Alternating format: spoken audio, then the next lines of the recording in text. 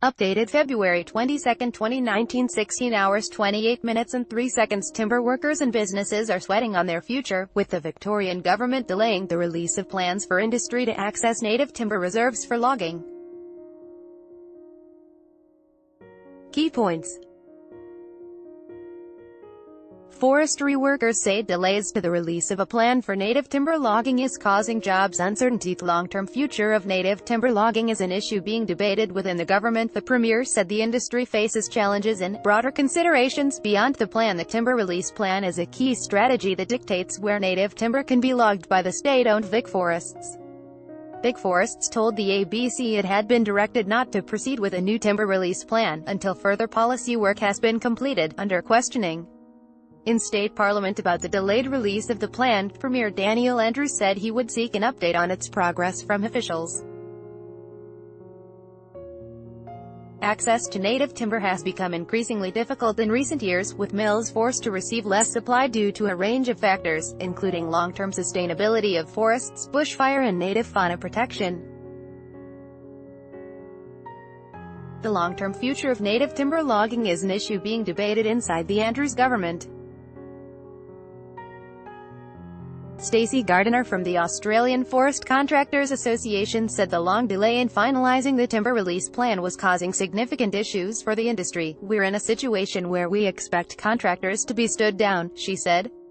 Nationals Party leader Peter Walsh demanded in state parliament that the Premier reveal when the plan would be released. 2,500 jobs and a further 1,400 jobs at Australian Paper in the Morwell area are at risk because your government has refused to sign the timber release plans that were supposed to be finalised last July, he said, so that these jobs are not lost to the Gippsland communities. Will you immediately intervene to save these jobs by having the timber release plan signed? Government grapples to balance jobs and conservation, Mr. Andrews told the parliament.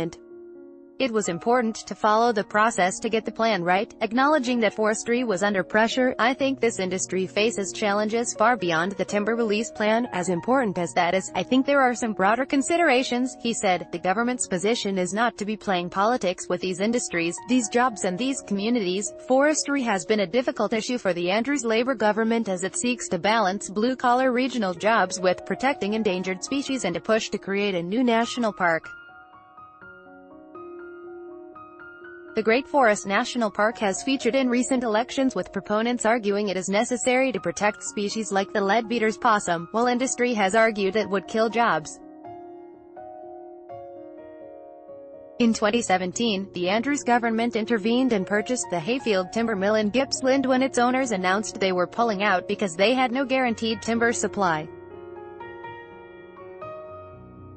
Environmentalists call for end-to-end industrial wilderness societies. Amelia Young said the tourism industry, water assets and burgeoning carbon capture sector also needed certainty about future logging. The timber release plan is being delayed because there is no wood left in the forest. They have been overlogged for far too long, and bushfire has burnt the forest as well, she said. So the government needs to change tack. The native forest industry needs to complete its transitions out of native forest and into plantation. The government certainly seems to be dragging its feet, but it's also true to say this is a very complex issue. Successive governments have failed to deal with this issue comprehensively. Environmentalists like Ms. Young say the creation of the Great Forest National Park would bring 400,000 visitors to the region every year. The best thing the government can do is to wind up the industry, transition the industry into plantation and create the Great Forest National Park, she said. Topics: Environment, Industry, Politics and Government, States and Territories. Melbourne 3000, Vic, Australia. First posted February 22, 2019, 6 hours 29 minutes and 7 seconds.